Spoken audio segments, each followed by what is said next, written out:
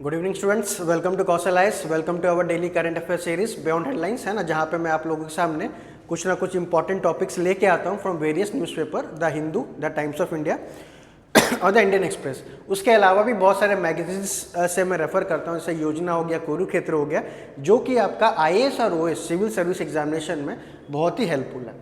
ठीक है, तो ये जो सब टॉपिक्स आपका है ये बहुत ही रेलिवेंट है और बहुत ही इंपॉर्टेंट है आपका, जो भी ये बच्चे सिविल सर्विस एग्जामिनेशन के लिए तैयार कर रहे हैं। इसका जो पीडीएफ है, जो मैं जो कंटेंट जो इसमें डेवलप करता हूँ, जो डिस्कशन इस वीडियो में करता हूँ, उससे ना कि आपका प्रीलिम्स में ये हेल्प करेगा, बल्कि जो भी पॉइंट्स मैंने इस पीडीएफ में जो भी इस टॉपिक के अंदर जो दे रखा है वो डायरेक्टली, चाहे वो जजमेंट हो या कोई रिपोर्ट हो, उसका डेटा हो, डायरेक्टली आप मेंस आंसर में कोट कर सकते हैं और अपना जो मार्क है वो एक्स्ट्रा बढ़ा सकते हैं दूसरे कॉम्पिटिटर्स के अलावा। ठीक है, अगर आपको ये कंप्लीट पीडीएफ चाहिए तो इसका भी मैं जो लिंक है अपने डिस्क्रिप्शन बॉक्स में डाल दूंगा, जो कि हमारा ओपन टेलीग्राम चैनल है, जिसमें ऑलमोस्ट 200+ स्टूडेंट ज्वाइन करते हैं।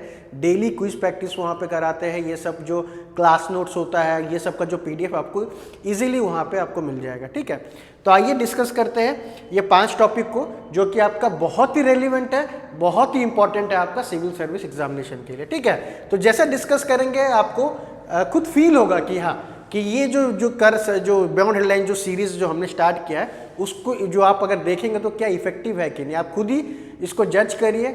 आप जो भी कुछ सजेशन देना चाहते हैं तो कमेंट बॉक्स में कमेंट करिए। अगर आपको अच्छा लगा होगा आज का ये क्लास तो इसको लाइक करिए, शेयर करिए अपने दोस्तों के साथ और सब्सक्राइब करना जरूर भूलिएगा मत, सब्सक्राइब करना। ठीक है, तो पहला जो बच्चों आते हैं, जो पहला टॉपिक है हमारा, section 8 of the RPA act, that is representation of people act 1951। Second है delimitation of seats of Lok Sabha. Third एक स्कीम पे ऊपर पढ़ते हैं, प्रधानमंत्री मातृ वंदना योजना। फोर्थ है आपका नाटो, है ना, नॉर्थ अटलांटिक ट्रीटी ऑर्गेनाइजेशन। और फिफ्थ है ब्लू हेलमेट। तो ये 5 टॉपिक का आइए ब्रीफली डिस्कस करते हैं, और किस टाइप से क्वेश्चन आता है मैं वो भी आपको बताऊंगा। ठीक है, और मेंस में किस टाइप से अगर आएगा तो कैसे अप्रोच रखना है। तो पहला है section 8 of representation of people act 1951। तो सेक्शन 8 जो रिप्रेजेंटेशन ऑफ पीपल एक्ट, एक होता है 1950, ठीक है, एक होता है आपका आरपीए, इसका पेन का इंक चेंज करता हूं। ठीक है, एक होता है आपका आरपीए 1950 होता है, और दूसरा होता है आपका आरपीए एक्ट 1951। तो जो RPA representation of people act 1950 में, उसमें जो सब प्रोविजंस है वो वोटर्स के लिए है। ठीक है, जो वोट कर रहे हैं, जो इंडिया में जो वोट करते हैं, तो वोटर लिस्ट हो गया या वोटर का एज हो गया, है ना, कॉन्स्टिट्यूंसी में कितने वोटर्स है, तो वो आरपीए एक्ट जो है 1950 it relates to what, voters.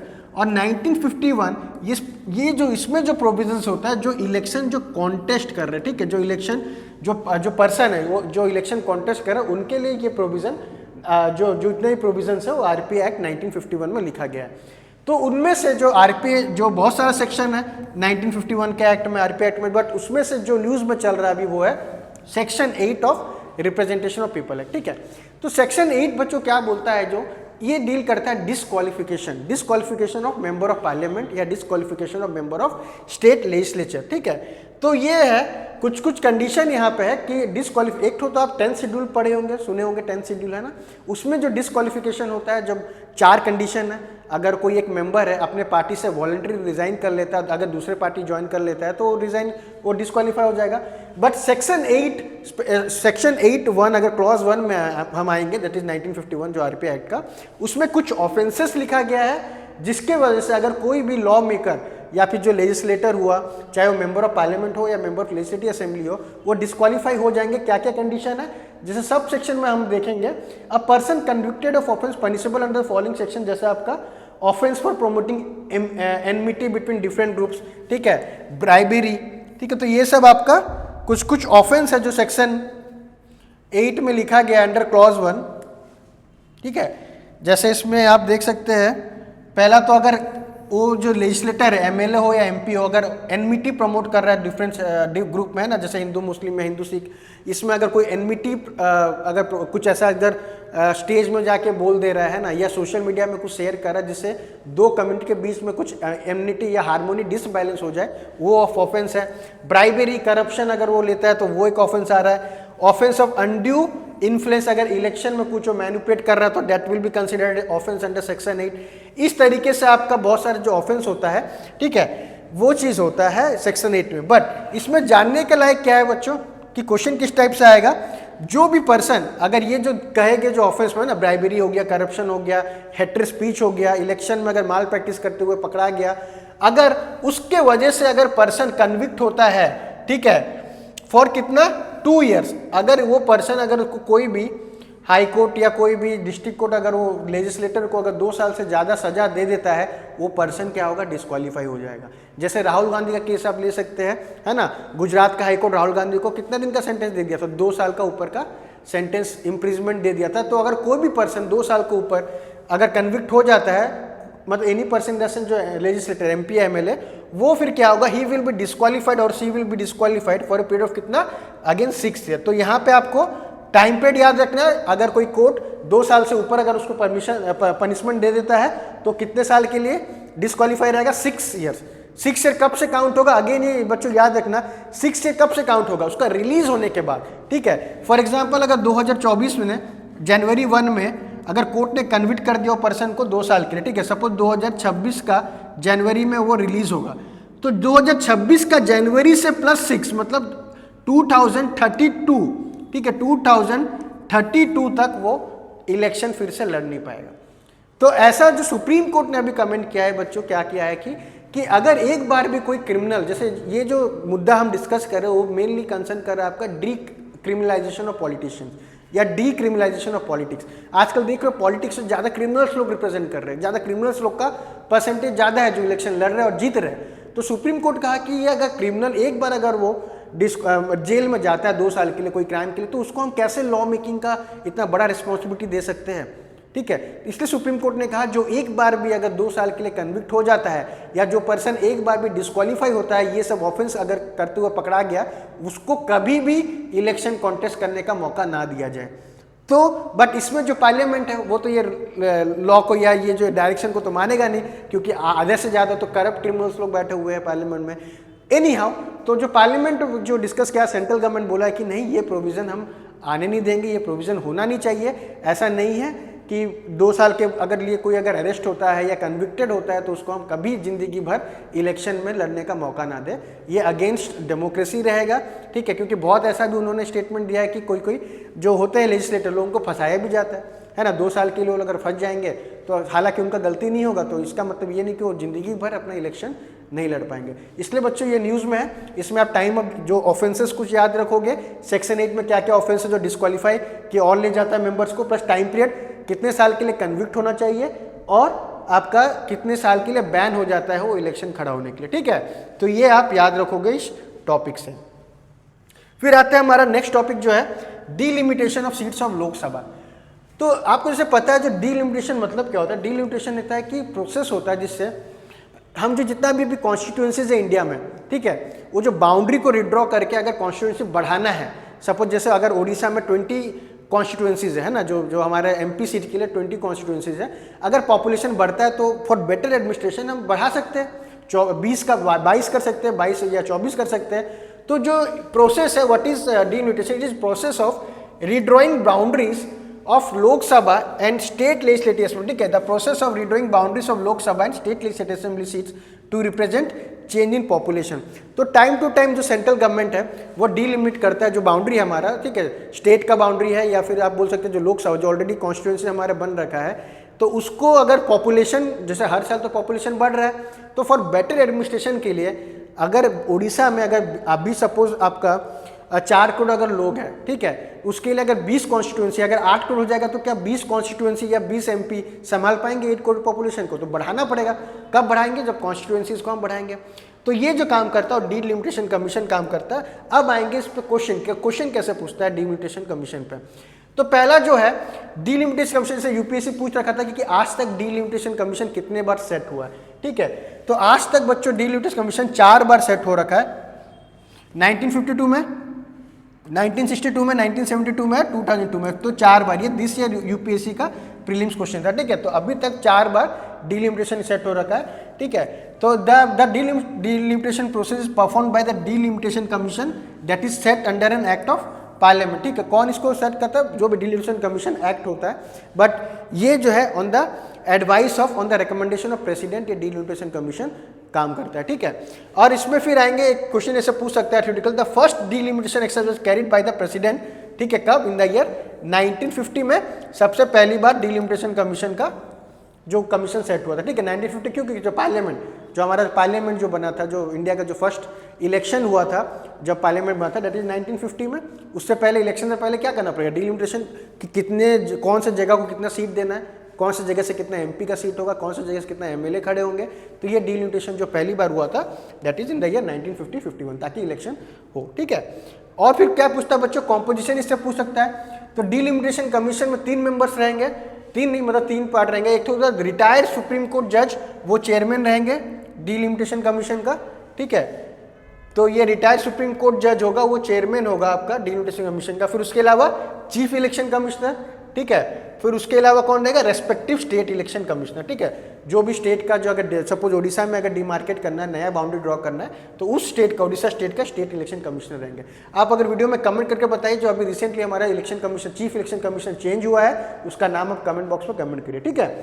तो ये आ गया आपका डिलिमिटेशन कमीशन पे क्वेश्चन आ सकता है कि कितने बार हुआ था, कौन करता है, जिसे प्रेसिडेंट करता है, और इसके मेंबर्स क्या है, और ठीक है, और इसका प्रोसेस क्या है, इसका ऑब्जेक्टिव क्या है डिलिमिटेशन कमीशन का, ठीक है। तो फिर आते हैं आज के सबसे इंटरेस्टिंग टॉपिक पे, प्रधानमंत्री मातृ वंदना योजना। तो ये योजना में क्या है, क्या चेंजेस हुआ, क्यों न्यूज में? तो पहले इसका जानते हैं ये क्यों, क्या है एक्चुअली। तो प्रधानमंत्री Matru Vandana Yojana, it is a maternity benefit programme, ठीक है, under national food security act 2013। तो जैसे ये क्या आपका जो maternity benefit programme, this is for pregnant women, ठीक है, प्रेग्नेंट और लैक्टेटिंग वुमेन, उनके लिए है। That is maternity benefit programme implemented on the pilot basis under national food security act, ठीक है। तो एनएफएसए एक्ट 2013 में ये होता क्या, ऑब्जेक्टिव क्या है? Providing cash incentive to women to rest before and after delivery for the first living child, ठीक है। जैसे अगर महिलाएं प्रेग्नेंट है, तो उसको अगर प्रेग्नेंट की वजह से क्या होता है, देखा गया है कि उनको जॉब से निकाल दिया जाता है, या फिर वो जॉब करने जाते नहीं है। मैं इनफॉर्मल सेक्टर का बात करूं, फॉर्मल सेक्टर में तो मैटरनिटी बेनिफिट अमेंडमेंट एक्ट जो 2017 में, वहां पे फॉर्मल सेक्टर तो उनको मैटरनिटी लीव देते हैं, पेड लीव होता है। बट जो इनफॉर्मल सेक्टर में जो काम करते हैं, उनको अगर महिलाएं प्रेग्नेंट हो जाती है तो वो जॉब लॉस हो जाता है उनका, ठीक है। तो कैसे सस्टेन करेंगे और उनके पास पैसा नहीं है? तो प्रधानमंत्री मातृ वंदना योजना उन लोगों के लिए है जो इनफॉर्मल सेक्टर में है, और जिनका अगर वो प्रेग्नेंट है तो फॉर फर्स्ट चाइल्ड उनको कुछ कैश बेनिफिट प्रोवाइड करता है, ताकि वो जो प्रेगनेंसी के दौरान कुछ इनकम उनको मिल पाए, ठीक है। टारगेट बेनिफिशियरी क्या है? All pregnant women lactating mother, ठीक है।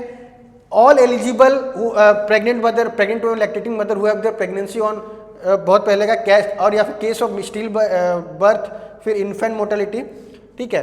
बेनिफिट क्या मिलता था? ये तो आप टारगेट हो गया जो भी प्रेग्नेंट वुमेन है, इसमें याद रखोगे फॉर फर्स्ट लिविंग चाइल्ड, ठीक है। तो पहला चाइल्ड के लिए ये कैश जो बेनिफिट होता है फॉर द फर्स्ट चाइल्ड होता है। कितना कैश मिलता था?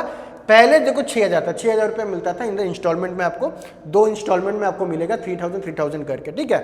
चेंजेस क्या है? चेंजेस ये आया, पहला देखो चेंजेस क्या है, पहले किसको मिलता था? Pregnant women for their first child, ठीक है, पहले फर्स्ट चाइल्ड के लिए आपको मिलता था। नाउ चेंजेस क्या है, अभी सेकेंड चाइल्ड, दूसरे चाइल्ड में भी आपको मिलेगा, बट प्रोवाइडेड कि सेकेंड क्या होगा, वो अगर गर्ल चाइल्ड होगा तो बहुत ही इंपॉर्टेंट चेंजेस है। पहले एक ही फर्स्ट बॉर्न के लिए, फर्स्ट लाइफ जो चाइल्ड था उसी के लिए पैसा दिया जाता था 6,000 रुपया, बट अभी आपका एक चाइल्ड और बढ़ा दिया गया, बट चाइल्ड क्या होना चाहिए? गर्ल होना चाहिए, ठीक है। सेकेंड क्या चेंजेस क्या है? पैसा में पैसा रिड्यूस कर दिया गया है 5,000 का, ठीक है, 6,000 था अब उसको 5,000 कर दिया गया। तो अभी देखो 2 चेंजेस इंपॉर्टेंट है, एक तो पैसा घटा दिया 6,000 से 5,000 कर दिया, दूसरा कि सेकेंड चाइल्ड के लिए अगर एक अच्छा किया कि 2 चाइल्ड के लिए अगर गर्ल चाइल्ड है तो अगेन ये कंटिन्यू हो जाएगा सेकेंड चाइल्ड के लिए, बट दूसरा चीज क्या किया है कि पैसा घटा दिया। तो ये क्वेश्चन में, ये न्यूज में आपका है कि जो पैसा कैश बेनिफिट जो दिया जा रहा है प्रेग्नेंट वुमेन को बहुत ही कम है, ठीक है, बहुत ही कम है, जिसकी वजह से ये न्यूज में चल रहा है, ठीक है। तो आते फिर इसके बारे में बता दिया कि 5,000 है, और जो क्या चीज चेंजेस हो आपको नोट करना पड़ेगा। फिर आते आपका नेटो में, ठीक है। तो नेटो इसलिए चल रहा है बच्चों, तो आपको पता होगा अभी जस्ट जो रशिया और यूक्रेन के बीच में जो वॉर चल रहा था उसको अभी ख़त्म करने के, रशिया और यूक्रेन के बीच में तकरीबन 1 साल से ऊपर हो गया, इनके बीच में क्या चल रहा है? वॉर चल रहा है। तो बीच में कौन घुसा? यूएस आके इनको मीडिएट कर रहा है, ठीक है, लगभग सॉल्व हो रखा है, ठीक है। यूएस क्या बोल रहा है यूक्रेन को कि तुम ये यूक्रेन रशिया से वॉर अभी बैकआउट कर लो और वॉर मत करो, ठीक है। यूक्रेन भी यूएसए का हेल्प ले रहा है इस चीज़ में कि आप आके ये वॉर को क्या करें, पीस ब्रेक करो, है ना, या फिर ब्रोक करो इस वॉर को। तो इसके बदले में यूएस क्या डिमांड किया रशिया से कि ठीक है मैं ये ब्रोक करूंगा ये वॉर को, बदले में यूएस डिमांड कर रहा है कि उसका जो क्रिटिकल मिनरल रिजर्व है यूक्रेन में, जो रेयर अर्थ मिनरल डिपॉजिट बहुत है, तो उसका एक्सेस वो डिमांड कर रहा है। अभी वो फेज में चल रहा है। तो नाटो अब फिर यूक्रेन क्या बोल रहा है, ठीक है वो बोल रहा है कि ठीक है आप ले लो क्रिटिकल मिनरल एक्सेस का, आप वहाँ पे आके एक्सकावेशन करो, एक्सप्लोर करो, बदले में क्या चाहिए हमें, नाटो में मेंबरशिप चाहिए। ठीक है, तो अभी क्या है, नाटो अगर यूक्रेन नाटो में अगर घुस जाएगा तो रशिया तो इसी की वजह से तो जंग छिड़ा था, इसी की वजह से अगर फिर यूएस अगर घुस रहा है, अगर यूक्रेन बोला कि मुझे नाटो का मेंबर होना है, तो फिर तो रशिया तो कभी भी उससे वॉर छोड़ेगा नहीं, क्योंकि रशिया नाटो क्या है, एंटी रशिया है, यहाँ पे सारे जो यूरोपियन नेशन यूएस का ये अलायंस है। तो यही प्रेसिडेंट जो डोनाल्ड ट्रंप है, जो अभी नया जो बन गया प्रेसिडेंट, वो बोल रहा है यूक्रेन को नाटो भूल जाओ, नाटो को भूलोगे तब जाके ये जो पीस जो होगा वो जाके एस्टेब्लिश हो पाएगा। ठीक है, तो यही कंसर्न है, बट यूएस बोल रहा है कि मैं तुम्हारा जो पीस डील करवा दूंगा, बदले में उसको क्रिटिकल मिनरल रिजर्व चाहिए। तो क्वेश्चन आपका जो नाटो में हमेशा आता है कि इसके मेंबर कंट्रीज कितने हैं, नाटो का हेडक्वार्टर्स आप पढ़ोगे।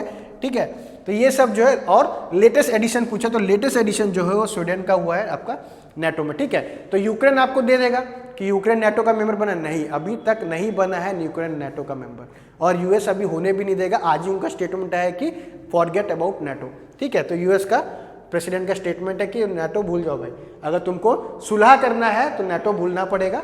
तो दैट इज द स्टेटमेंट में लिख दिया, Ukraine can forget about joining NATO. ठीक है, तो नॉर्थ अटलांटिक ट्रीटी ऑर्गेनाइजेशन पे ये था।